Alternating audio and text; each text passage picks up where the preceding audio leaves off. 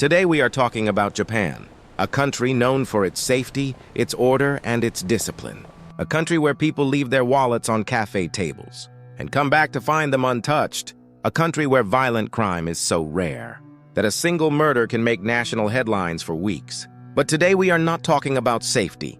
What do you do when a grieving family receives a package in the mail, and inside that package are the remains of their missing child, along with a handwritten letter? What do you do when a severed human head is found sitting at a school gate on an ordinary Tuesday morning, with a note inside the mouth that says this is the beginning of the game? And what do you do when you discover that 7 people from the same family were murdered over 2 years, not by a stranger but by each other? Because one man had so completely destroyed their minds that they no longer had the will to refuse him? These 3 cases happened in Japan, a country that was not supposed to have cases like these. By the end of this video, you will understand why Japan has never forgotten any of them, and why you won't either. Case 1, Tsutomu Miyazaki, the Otaku murderer. Between August 1988 and June 1989, 4 little girls disappeared in the Saitama and Tokyo prefectures of Japan. They were all between the ages of 4 and 7. They were all taken while playing near their homes, and none of them were ever found alive. The man responsible was Tsutomu Miyazaki, a 26-year-old print worker who lived with his parents and spent most of his time alone in a room filled with thousands of videotapes. He was quiet, unremarkable, and largely ignored by the people around him.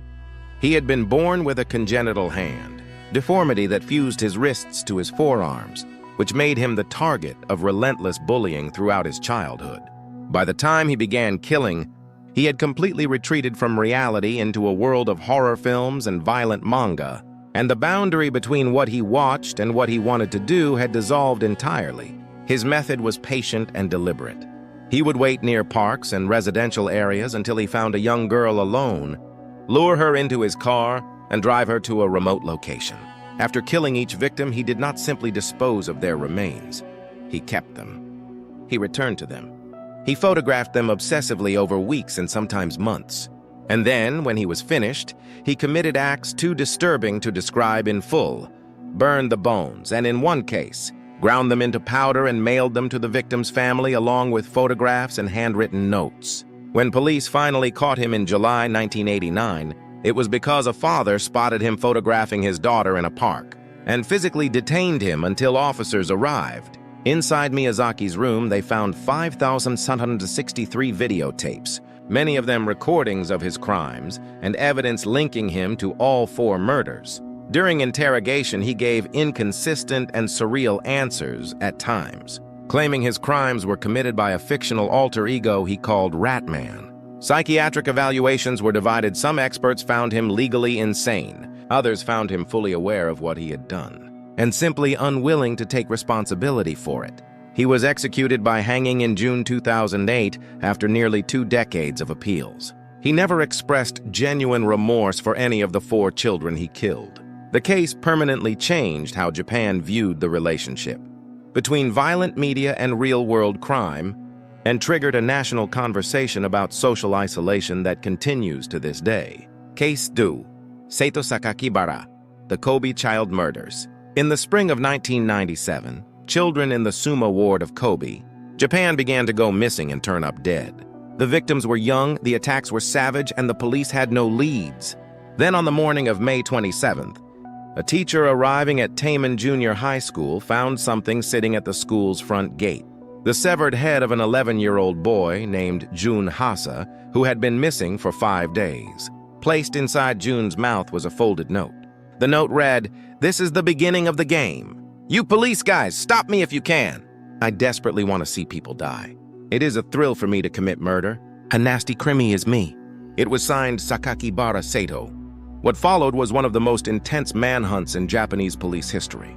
The crimes had the brutality of a seasoned killer, and investigators assumed they were looking for an adult. The note was written in sophisticated language, with deliberate literary flourishes. The staging of the crime scene showed calculated intent and zero panic. No one in the investigation seriously considered that the perpetrator might be a child. The arrest, when it came, stunned the entire country.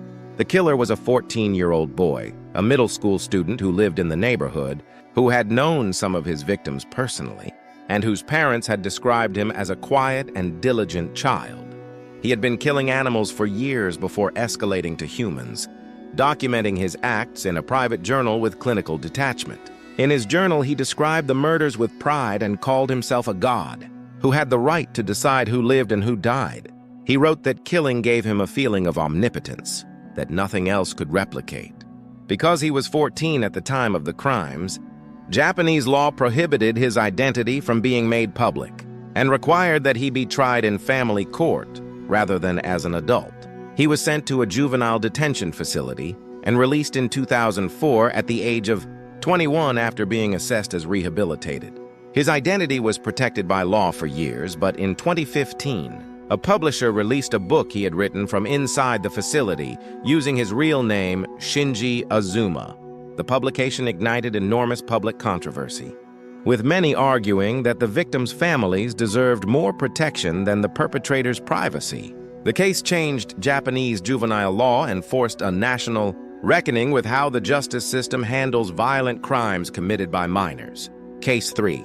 Futoshi Matsunaga, the Kitakyushu murders. Of all the cases in this video, this one is the hardest to understand, not because the facts are complicated, but because what happened inside that apartment defies every instinct we have about human nature and the limits of what one person can force another to do. Between 1996 and 1998, in the city of Kitakyushu in Fukuoka Prefecture, 7 people were murdered. The victims were not strangers. They were all members of the same extended family, and the person who orchestrated every single death was a man named Futoshi Matsunaga, who never directly killed anyone with his own hands. Matsunaga was a con man and a self-described healer who had developed techniques for controlling people psychologically over many years. When he began a relationship with a woman named Junko Ogata, he used those techniques on her and then systematically extended his control to her entire family, her parents, her siblings, her children. He isolated them completely from the outside world, moved them into apartments. He controlled, monitored every conversation they had, and instituted a system of electric shock punishment for disobedience, using a stun device he applied to family members when they failed to follow his rules. Over time, he convinced each member of the family that the others were plotting against them, and that the only way to prove loyalty to him was to participate in punishing or harming whoever he designated as the enemy. He forced family members to withhold food from each other. He forced them to beat each other.